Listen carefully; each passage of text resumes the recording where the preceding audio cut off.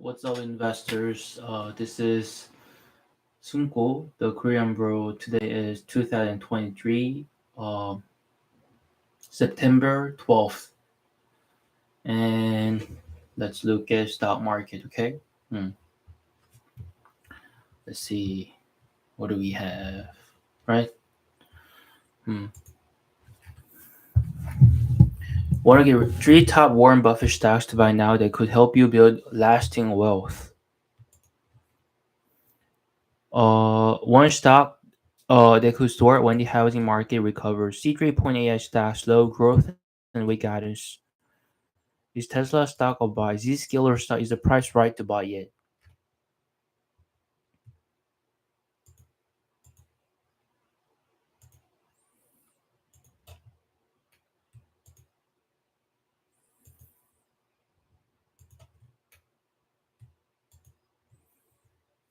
Okay. First, let's let's dive right in. Highly profitable and dependable businesses can be your key to generating strong investment returns. Let Warren Buffett guide you toward the best stocks to buy today. Visa, mm, Coca-Cola, Apple. We'll close with Buffett's largest holding. Berkshire Hathaway owns a stunning 162 million worth of Apple. It's not hard to see why the iPhone maker has called Buffett's fancy. Apple's products are beloved by its loyal customers for their quality and reliability. Its brand prestige allows Apple to command higher prices for its devices, which fuels its unmatched profitability. Buffett also no doubt appreciates Apple's fortress-like balance sheet, which contained over $166 billion in cash investments as of July 1st. Moreover, Buffett understands the value of Apple's steadily expanding service business. With more than 2 billion active devices and over 1 billion paid subscriptions, Apple services produce recurring, utility like streams of high margin revenue. You'd forgive for thinking those astronomical device and subscriber metrics would preclude Apple from growing further. But that's just not the case. Massive international markets like India remain largely untapped. At the same time, Apple's investments in game changing technologies like augmented reality and artificial intelligence are likely to unearth exciting new growth opportunities. Buffett once said that Apple is probably the best business I know in the world, with $95 billion in net income over the trailing 12 months. It's certainly one of the most lucrative. Buy shares today and you invest alongside Buffett and claim your share of this tech titan's future profits.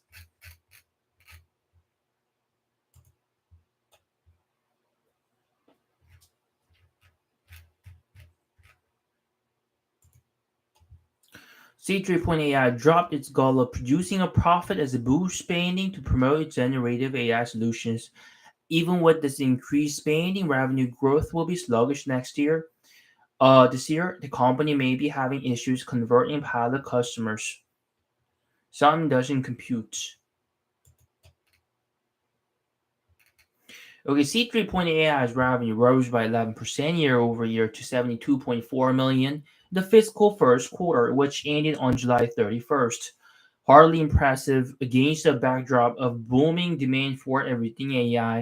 It is difficult to describe the scale of the increasing interest that we are seeing globally in enterprise AI adoption. We're experiencing strong traction with our enterprise AI applications, and especially C3 Point Generative AI, says C3 Point AI CEO Thomas Chabel. C3 Point AI announced a suite of domestic domain-specific generative AI solutions along with its report, and the company claims the interest in these products is strong. The market response to our generative AI offerings is staggering, she said, Sibel. To be fair, C3.ai is in the middle of switching to a consumption based business model, which could be hurting revenue growth. Even so, the company's full year guidance is hard to square with its optimistic statements. C3.ai expects to generate between 295 million and $320 million of revenue in fiscal 2024, which works out to a growth rate of about 15% at the midpoint. That's not much of an acceleration from the first quarter. Has crashed from its peak, the company is still valued at about $3.25 billion or somewhere around 10 times its revenue guidance. You must believe that growth is going to accelerate dramatically to justify this valuation. While C3.AI's pilot and trial customers are diversified across various industries, actual bookings are heavily concentrated in the federal defense and aerospace industries. Two-thirds of bookings came from those industries in the first quarter. While the company is successfully convincing potential customers to take its product for a test drive, it has yet to prove they can close meaningful deals outside of those core verticals.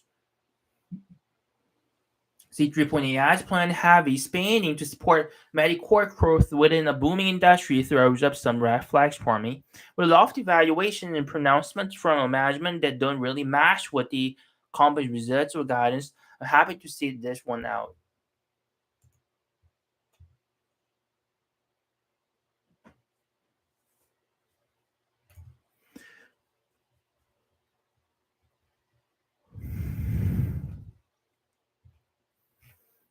Long-term optimism, things to keep in mind. Despite declining profitability that is worrying investors right now, the bigger picture for Tesla is certainly worth paying attention to as well. Uh, Elon Musk's execution thus far, coupled with his disruptive vision, the business has so much optionality.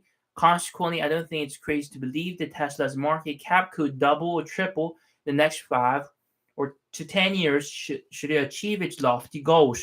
I strongly believe Tesla is an epic long-term investment, and don't sweat it when things go up and down. Musk said on the quarter second 2020 earnings call, but with the stock's current price earnings ratio of 71, investors need to believe that the company will be able to introduce FSD capabilities sooner rather than later, and that this breakthrough will lead to outsized profitability gains. This has to be a key part of the investing thesis if you're comfortably buying shares at today's steep valuation. Nonetheless, the uncertainty around this remains high, so perhaps it's best to allocate a tiny portion of your portfolio to Tesla stock if you're bullish.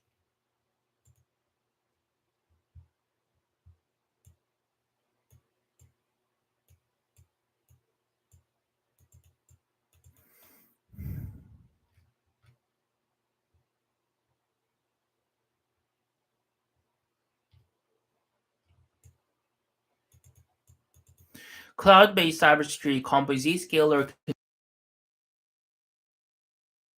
growth expectation. Security software provider wrapped up its fiscal 2023 and once again knocked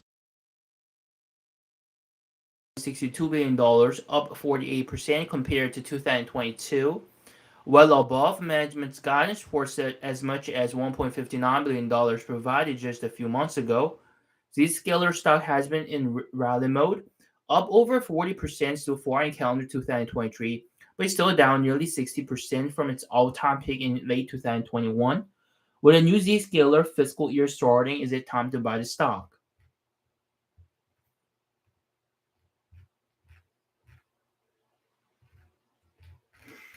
Will Zscaler secret source boost the stock? Granted, Zscaler can continue to outrun these issues if it keeps expanding at a healthy pace. Up to now, it's been able to do so because it was early in building out a cloud-based network for security. A platform known as SSC, or Security Service Edge. This unifies multiple cloud-based security services run through Zscaler's network of infrastructure housed in data centers located close to end users worldwide.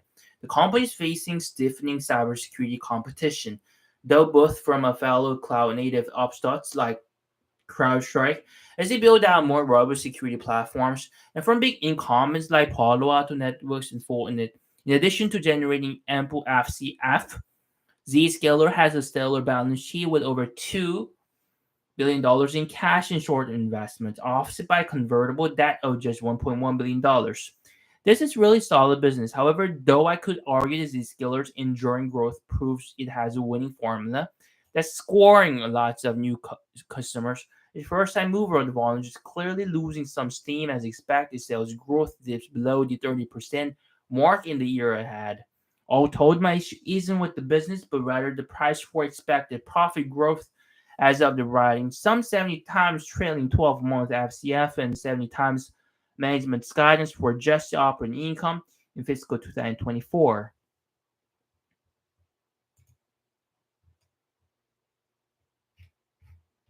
Pfizer and Nazi.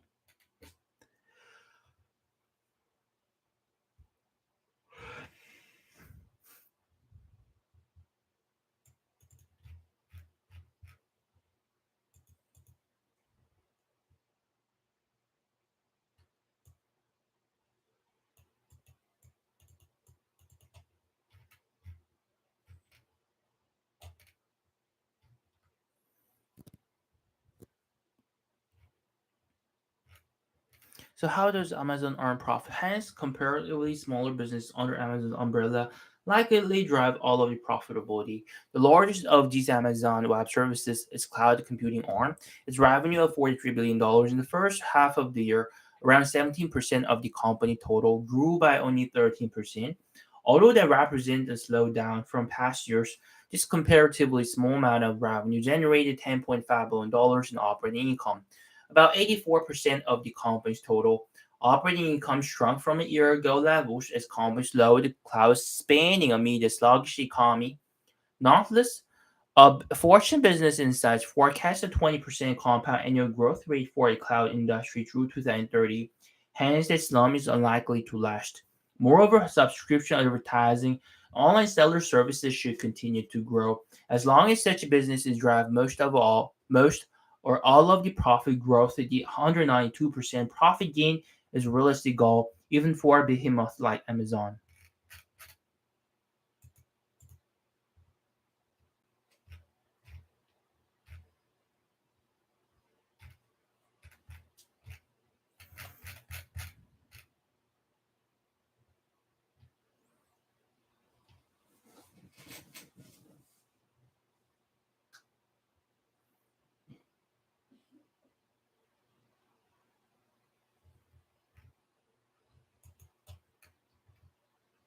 The trade desk operates demand-side platform, a suite of ad tech software that helps ad buyers plan, measure, and optimize data-driven campaigns across various digital channels, including desktop, mobile, and connected TV. Despite competing with ad giants like Alphabet and Meta platforms, the trade desk is gaining market share. In fact, CEO Jeff Green recently said our relative outperformance over the last few quarters means we have gained more market share than any other period in our company's history. That commentary came on the heels of a strong second quarter financial report. So the trade desk increased its revenue 23% in the June quarter, while industry leaders Alphabet and Meta reported ad revenue growth of just 3%, 12% respectively. Going forward, Grand View Research says the ad tech market could grow at 14% annually to reach $2.4 trillion by 2030. But investors have two good reasons to believe the trade desk will outpace the average and continue taking share.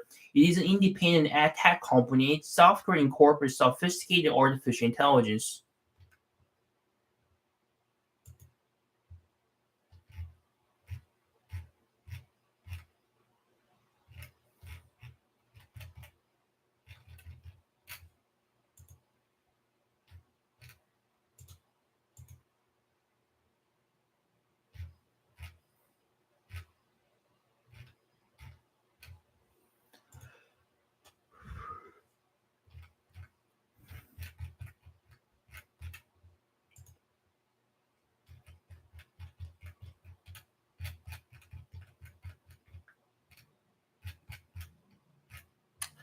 Okay, it's already past 12, 12:16 right now. So I wanted to turn this YouTube live. I wanted to turn this on because it's been so long since I did YouTube last time. So it reminds me of a lot of memories, and at the same time, I wanted to read articles out loud. Um, just so you know, I'm writing a vlog about my investment and how I do investment these days. I focus on writing vlog most of the time, even uh, when I'm available. So uh, YouTube has been like kind of like pushed aside. But then, of course, in the near future, like not in the near future, but like I'm trying my best these days to have like a balance, like doing YouTube and writing my blog. Uh, Anyway, this is it for today, and I'm gonna see you tomorrow. Okay, bye bye. Bye bye.